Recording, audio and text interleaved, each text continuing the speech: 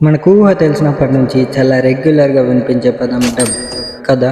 One question, అసలు ఎందుకు 700 million పీపుల్కి పైగా మిడిల్ క్లాస్లోనే స్టక్ అయిపోయారు, కానీ ఇంకోవైపు ఎందుకు కొంతమంది మాత్రం జీరో నుంచి స్టార్ట్ చేసి కోటీశ్వర్లు అవుతున్నారు?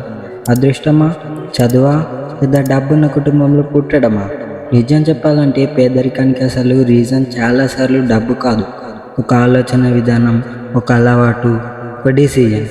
ఇవి చాలు మనిషి జీవితాన్ని పేదరికంలోనే ఉంచడానికి లేదా రిచ్గా మార్చడానికి. ఈ వీడియో చివరి వరకు చూడండి, ఎందుకంటే ఇంకొన్ని నిమిషాల్లో తెలుసుకుంటారు మీరు కూడా తెలియకుండానే చేస్తున్న కొన్ని తప్పులు మీ ఫ్యూచర్ని నాశనం చేస్తున్నాయని. So hi, this is Akshay, welcome back to our channel. ముందుగా ఒక విషయం స్పష్టంగా చెప్పాలి, పేదవాళ్ళు పేదగానే ఉండటానికి గల కారణం వాళ్ళు తెలివి తక్కువ వాళ్ళని కాదు.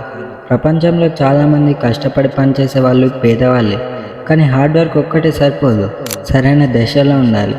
ఎప్పుడు పేదరికం నుండి బయటపడకుండా చేసే 7 ఇంపార్టెంట్ రీజన్స్ చూద్దాం. Reason number 1, short term thinking. చాలామంది పేదవాళ్ళు ఈ రోజు గురించి మాత్రమే ఆలోచిస్తారు, కానీ రిచ్ పీపుల్స్ మాత్రం 5 years తర్వాత తన లైఫ్ ఎలా ఉండాలో అని ఆలోచిస్తారు. ఎగ్జాంపుల్, ఇద్దరు పర్సన్స్కి 1000 రూపాయలు ఇస్తే ఒక వ్యక్తి వెంటనే ఖర్చు చేస్తాడు, కానీ మరో వ్యక్తి అదే డబ్బుతో ఏదైనా నేర్చుకుంటాడు. ఇద్దరిది సేమ్ సిచ్యువేషనే, కానీ వాళ్ళ మైండ్ సెట్ డిఫరెంట్. కొన్ని ఇయర్స్ తర్వాత పెద్ద తేడానే చూపిస్తుంది. Reason number 2, learning stopped. School పూర్తయ్యాక చాలామంది చదవటం ఆపేస్తారు, కానీ కొందరు ఇలా ఉంటారు, ఇంకా నేర్చుకుంటూనే ఉంటారు. కొత్త స్కిల్స్, కొత్త ఆపర్చునిటీస్, కొత్త ప్లాన్స్, వీటిని నేర్చుకుంటూనే వాళ్ళ లైఫ్లో ముందుకు వెళ్తూ ఉంటారు. నేర్చుకోవడం ఆపిన క్షణం ఎదుగుదల కూడా ఆగిపోతుంది.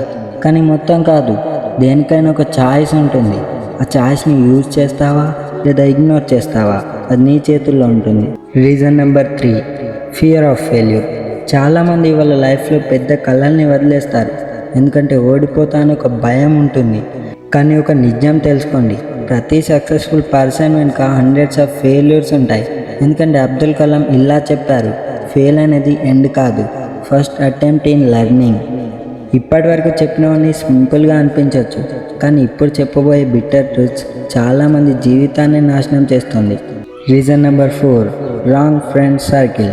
మీ చుట్టూ ఉన్న 4 మంది మీ భవిష్యత్తును నిర్ణయిస్తారు.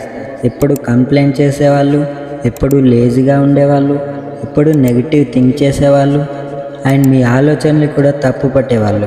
అందుకే సక్సెస్ పాత్లో వెళ్ళేవాళ్ళు తమ ఎన్విరాన్మెంట్ని కూడా సెక్యూర్గా ఉంచుకుంటారు.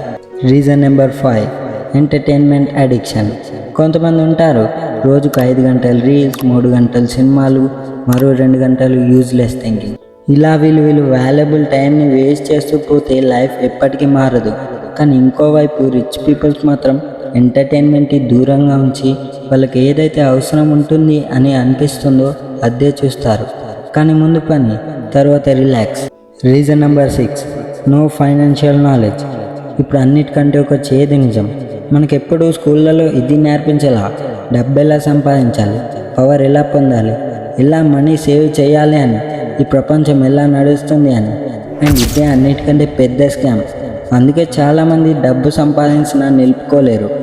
డబ్బు సంపాదించడం ఒక స్కిల్ అయితే డబ్బుని నిలుపుకోవడం కూడా ఒక స్కిల్.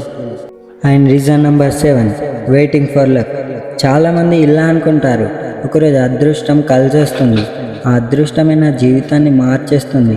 కానీ సక్సెస్ పాత్లో వెళ్ళే వాళ్ళు ఎప్పుడూ అదృష్టం కోసం ఎదురు చూడరు, దానికి బదులు వాళ్ళు ఆపర్చునిటీస్ని బిల్డ్ చేస్తారు, యాక్షన్ తీసుకుంటారు, ముందుకు కదులుతారు. వాళ్ళు ఇలా వెళ్తూనే వాళ్ళ సక్సెస్ వైపు వెళ్తూ ఉంటారు, ఇంకా స్ట్రాంగ్ అవుతూ ఉంటారు. పేదరికం అనేది పర్మనెంట్ కాదు, కానీ దాన్ని మార్చాలంటే మైండ్ సెట్ మారాలి, స్కిల్స్ పెరగాలి, సమయాన్ని విలువైనదిగా చూడాలి. ఒక్కటి గుర్తుపెట్టుకోండి, మీరు ఈరోజు తీసుకునే నిర్ణయాలే మీ రేపటి జీవితాన్ని బిల్డ్ చేస్తాయి. మీరు ఒక 1 year తర్వాత మీరు ఇప్పుడున్న చోటే ఉండాలా లేదా పూర్తిగా కొత్త స్థాయిలో ఉండాలా, ఆ డిసిజన్ మీ చేతుల్లో ఉంది. అండ్ సబ్స్క్రైబ్ చేసుకోండి, ఇంకా మంచి కంటెంట్తో మీ ముందుకు వస్తా. Thank you so much for watching. This is Akshay, signing off.